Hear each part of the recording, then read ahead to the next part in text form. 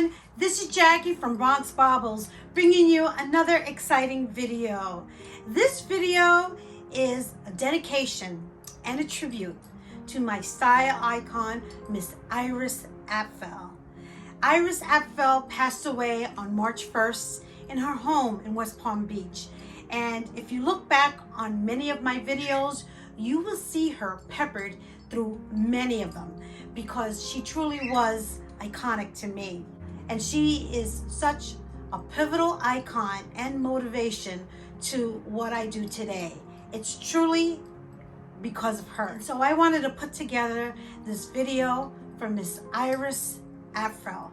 So without further delay, let's just get this video started.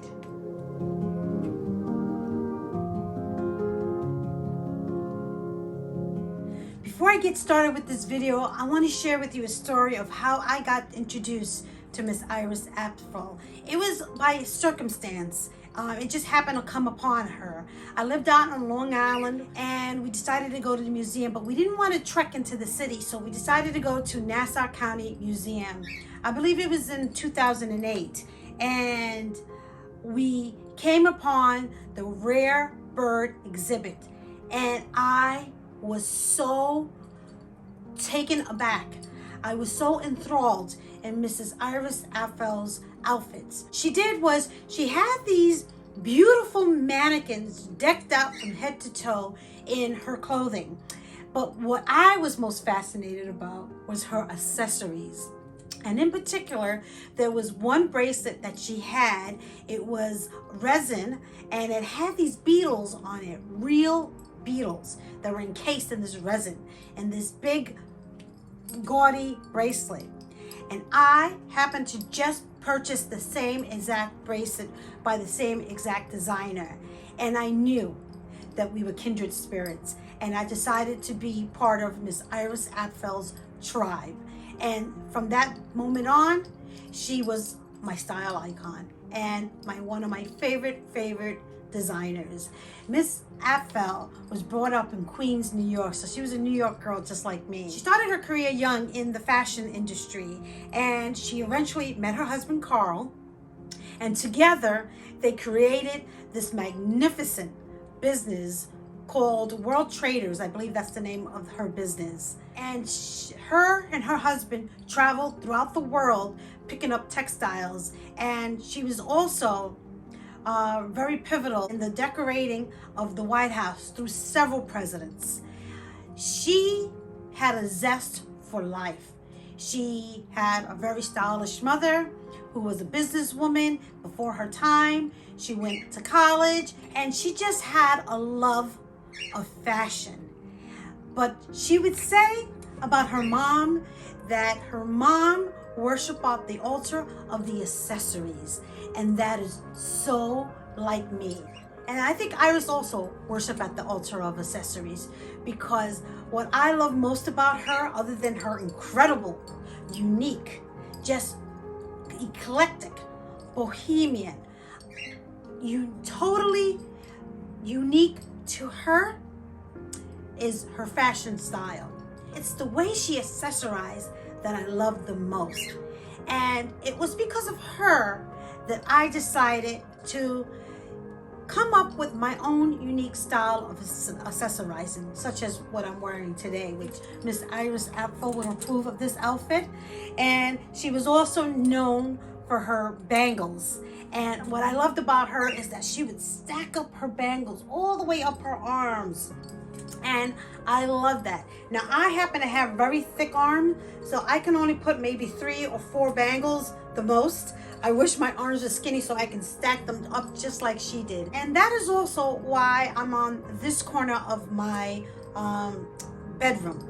And this corner is where I have my accessories. I've shown this before in one of my other videos. You have to check it out. I took postcard holders and I put brooches on them, and I've been collecting them and decorating my brooches, and I love it so much. But what I love the most is my bangles.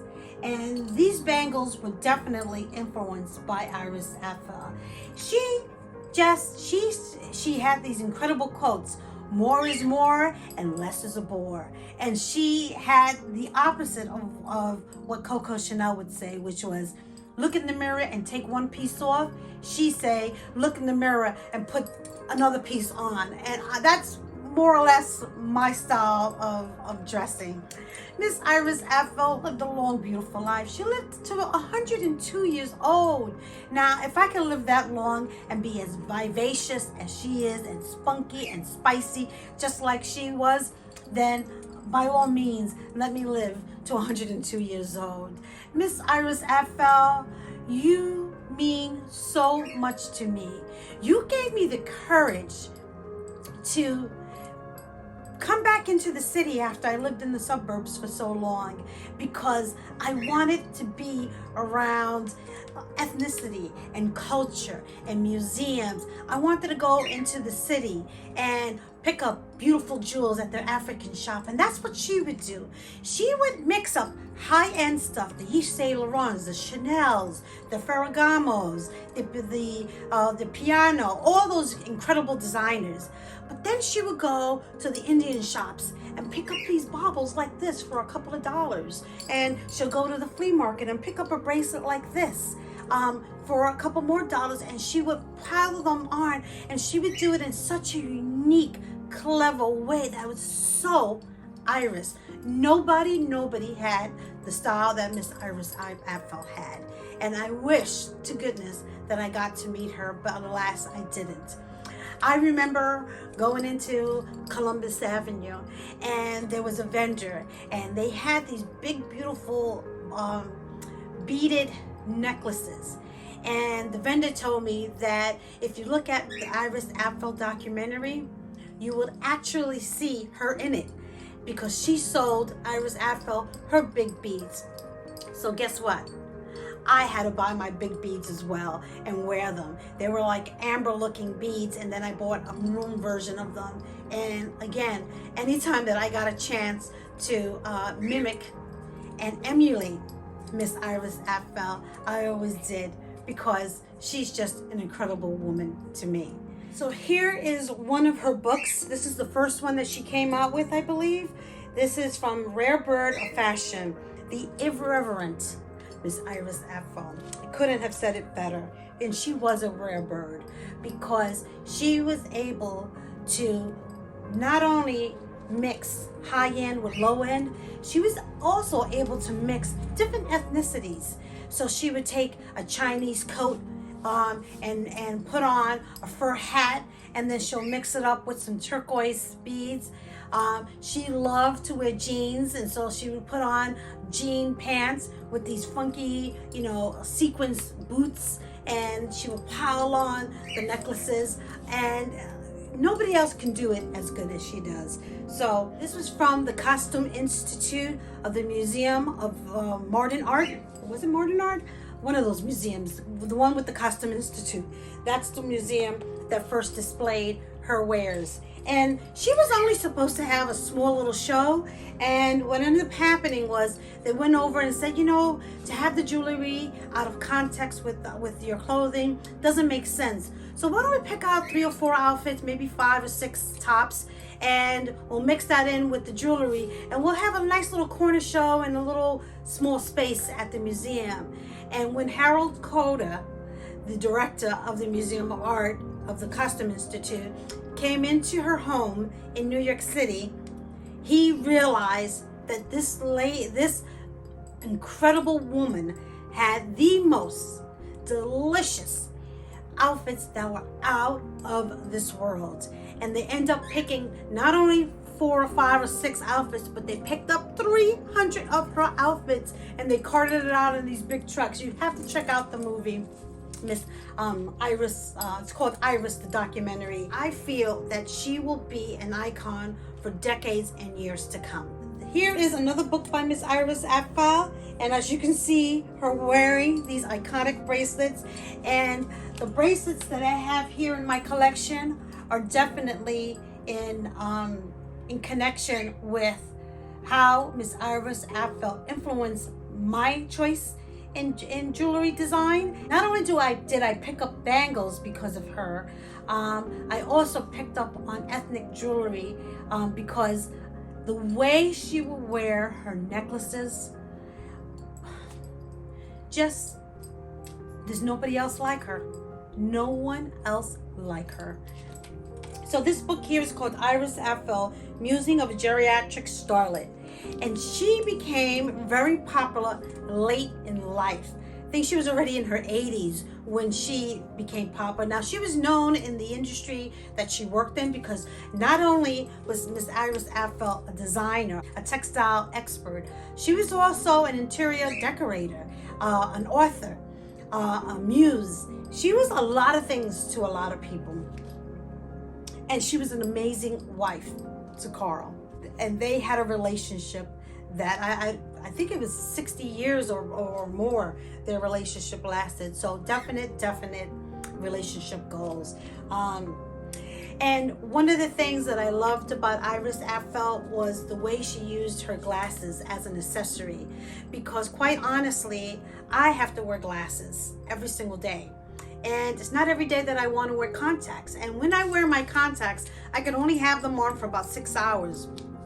So I only had like maybe 1 or 2 pairs of glasses, but with Miss Iris Apfel rocking her glasses, and she's very well known for her round glasses. Although she wore many shapes, this was the shape that kind of actually made Iris Apfel. And in fact, this is a paperweight that I got at the thrift store. I think I paid like $10 for it, but I was so excited. And I usually put it right next to this book because look how great that looks together. Doesn't it look fabulous? But back to the glasses. Miss Iris Apfel inspired me to use glasses like accessories. And so I started to purchase different styles of glasses, which I wear for different occasions, and I put them on to match my outfits. And I plan to buy more glasses to go with different outfits. And I definitely get a lot of compliments. And speaking on compliments, I can tell you that I also didn't have the confidence to pull it off. But watching Miss Iris Apfel and following her, she would have these amazing TikToks and YouTubes, and I just used to go on Pinterest and also just look up images on her, and she just inspired me so much, and she definitely inspired me to go out there and to wear my jewelry. And every time I wore the jewelry, I always got many compliments. So what I would like to do with the rest of this video is actually show you a little bit of my bangle collection in homage to Miss Iris Apfel. To do a little collage memorial for her, so you can check out, if you haven't already been influenced by her, or if you're not even sure who she is, check out these pictures.